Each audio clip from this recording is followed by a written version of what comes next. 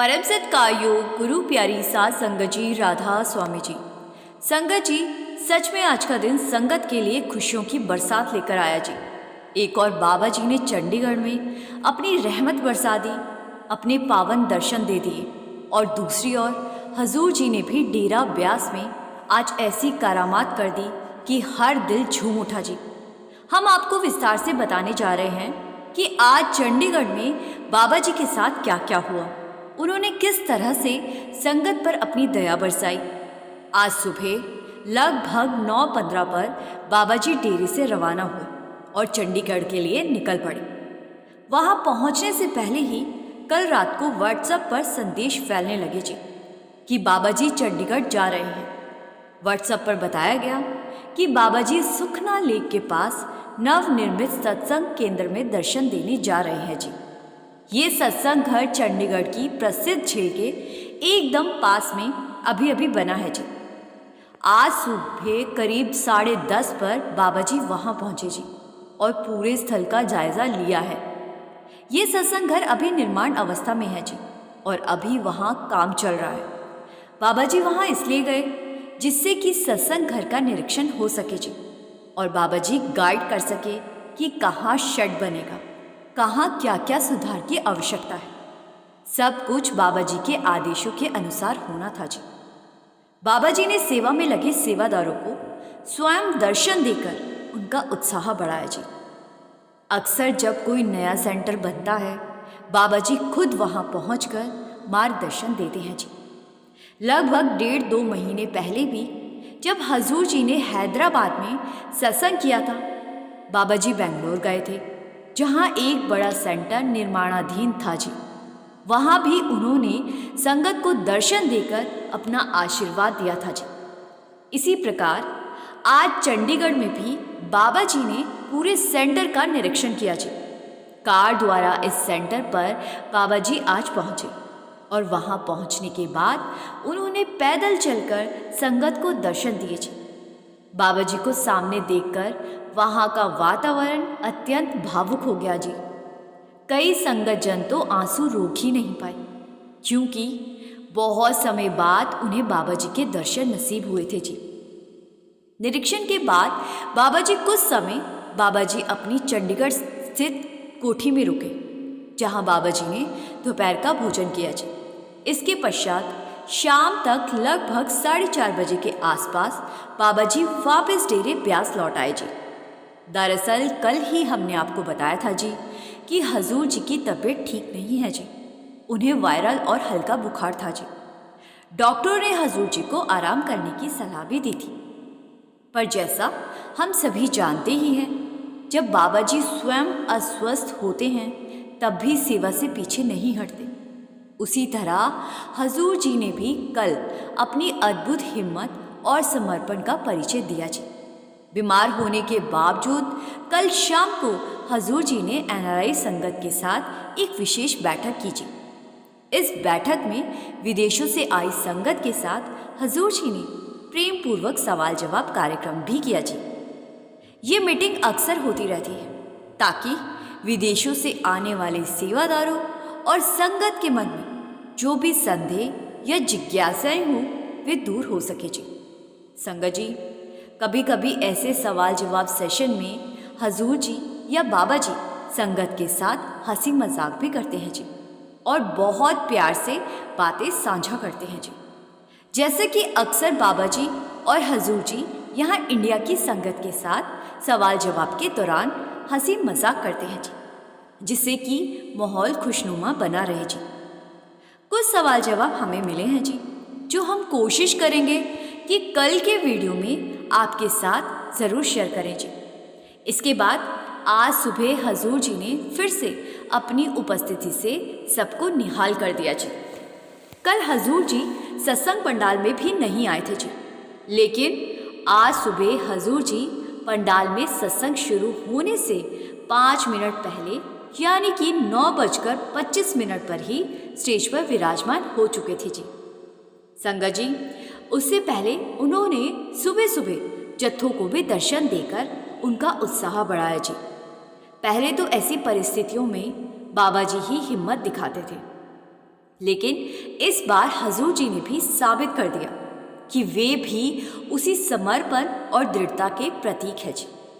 उन्होंने दिखा दिया कि मैं भी बाबा जी का सेवक हूँ और मैं भी उतनी ही लगन और शक्ति से सेवा करता रहूँगा। जहाँ एक और प्यास में हजूर जी ने अपनी रहमत बरसाई, वहीं दूसरी ओर चंडीगढ़ में बाबा जी ने संगत को निहाल कर दिया जी। आज जब बाबा जी चंडीगढ़ पहुँचे और सुखना लेक के पास नए सत्संग घर किशनगढ़ सेंटर का निरीक्षण किया तो वहाँ अपार संगत उमड़ पड़ी जी। हजारों लोग सुखना लेक के आसपास जमा हो गए जी। जगह जगह भीड़ थी जी। हर कोई अपने प्यारे सद्गुरु के दर्शन के लिए आतुर था जी। बाबा जी लगभग 20 से 22 मिनट तक वहां ठहरे। उन्होंने केंद्र का पूरा जायजा लिया जी और पैदल चलकर संगत को दर्शन भी दिए जी। अभी उस स्थान की बाउंड्री वॉल का काम चल रहा है जी, लेकिन बाहर पहले ही बोर्ड लगा दिए गए हैं जिन पर सत्संग मार्ग की दिशा दर्शाई गई है जी। बाबा जी कहाँ, किस समय, किस पर अपनी कृपा बरसाएंगे, इसका कोई अनुमान ही नहीं लगाया जा सकता जी। उनकी मौज का कोई नियम नहीं है, ना होता है जी। वो खुद मालिक है और मालिक जब चाहे किसी पर भी कृपा बरसा सकते हैं जी।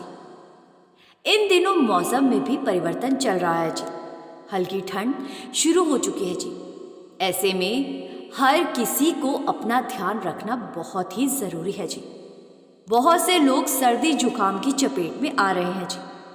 अगर आप इस भंडारे पर डेरे जा रहे हो जी तो खास ध्यान रखिए जी, क्योंकि डेरे में सच में शाम होते ही ठंड होने लगती है जी।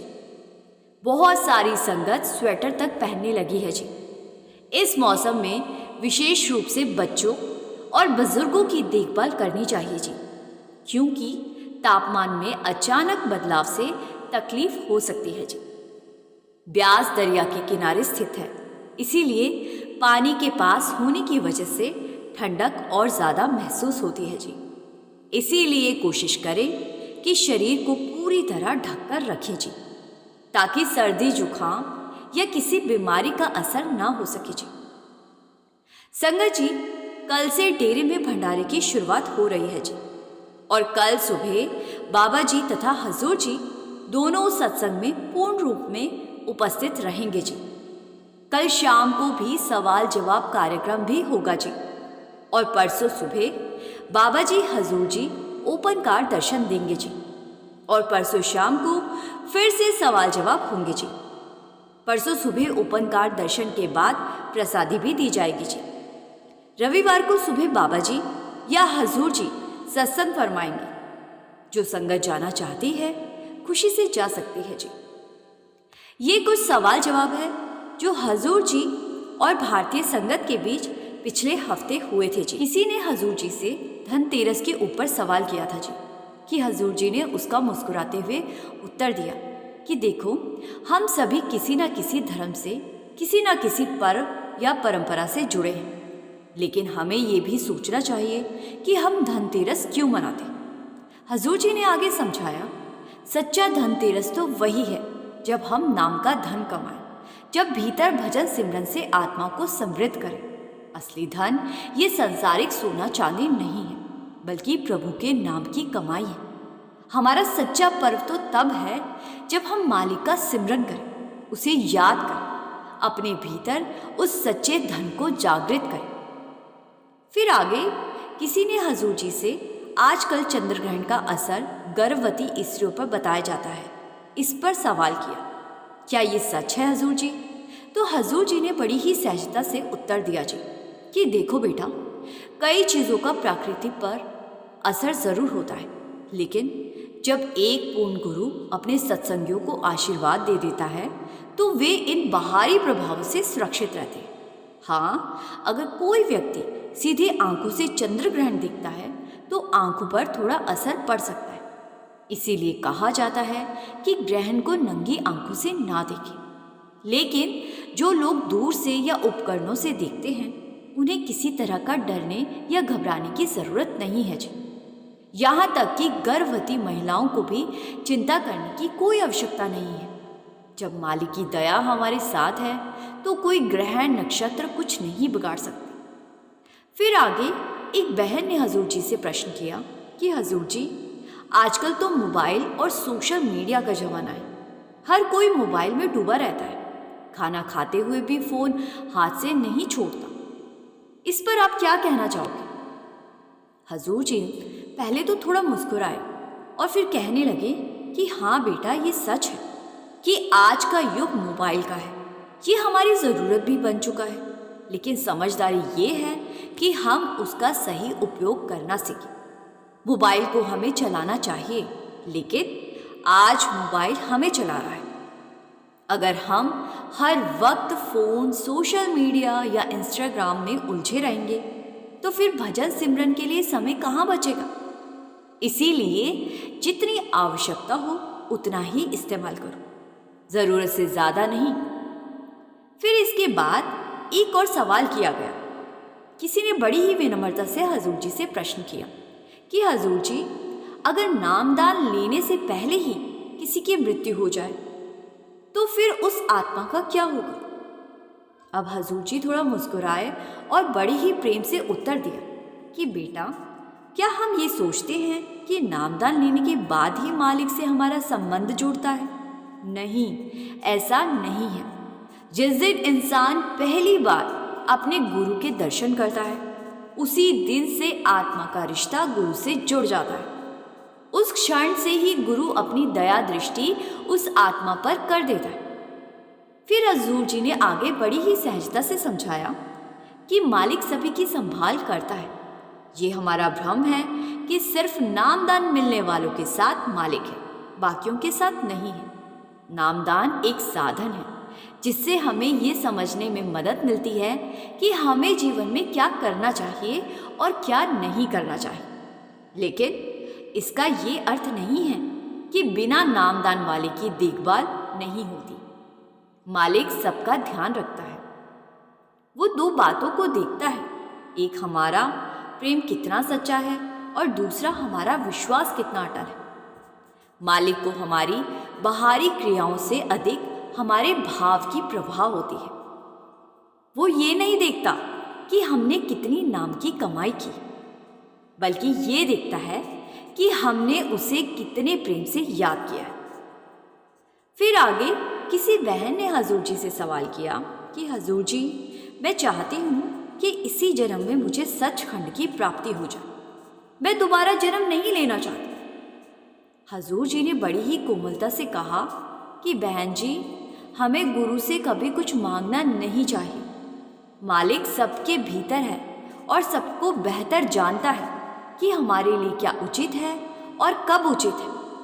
अगर तुम सच्चे प्रेम और विश्वास से उसकी शरण में रहोगी तो वो स्वयं तय करेगा कि कब तुम्हें अपने पास बुलाना है। हमें ये नहीं मांगना चाहिए कि हमें कब मुक्ति मिले। हमें केवल भक्ति करनी चाहिए। बाकी सब कुछ मालिक की मर्जी पर छोड़ देना चाहिए। वो सबकी संभाल अवश्य करते हैं। फिर आगे एक भाई ने हजूर जी से सवाल किया कि हजूर जी, मैंने अभी नामदान नहीं लिया, लेकिन मेरे भीतर आपके प्रति सच्चा प्रेम और विश्वास है। क्या फिर भी मुझे मुक्ति मिलेगी या नामदान लेना जरूरी है? हजूर जी ने मुस्कुराकर कहा कि हाँ बेटा, बिल्कुल मुक्ति मिलेगी। मुक्ति केवल नाम लेने से नहीं मिलती, वो प्रेम और श्रद्धा से मिलती है। अगर तेरे दिल में सच्चा विश्वास और निर्मल प्रेम है तो मालिक तुझे ज़रूर अपने पास बुलाएगा। नामदान लेना स्कूल में दाखिला लेने जैसा होता है। अगर दाखिले के बाद हमारे अंदर प्रेम और विश्वास ही ना जगा तो नामदान तो कोई महत्व ही नहीं रह जाता ना। फिर आगे एक बहन ने बड़ी ही विनम्रता से हजूर जी से प्रश्न किया कि हजूर जी, मेरे माता पिता मेरी बहुत चिंता करते, मैं क्या करूं ताकि वे टेंशन ना लें, उन्हें चिंता ना हो। अब हजूर जी मुस्कुराए और कहने लगे कि बेटा, माता पिता हमेशा अपने बच्चों की चिंता करते हैं। उनका दिल हमेशा यही चाहता है कि उनके बच्चे जीवन में स्थिर हो, अच्छे इंसान बने और सुखी रहे। यही उनकी चिंता का कारण होता है। मैं भी अपने बच्चों को लेकर चिंतित रहता हूँ। ये तो स्वाभाविक ही है, लेकिन बेटा हमारी जिम्मेदारी है कि हम अपने कर्तव्यों को पूरी निष्ठा से निभाएं। हमें अच्छा इंसान बनना है, एक अच्छी बेटी बनना है, ताकि हम अपने माता पिता की उम्मीदों पर खरे उतर सकें।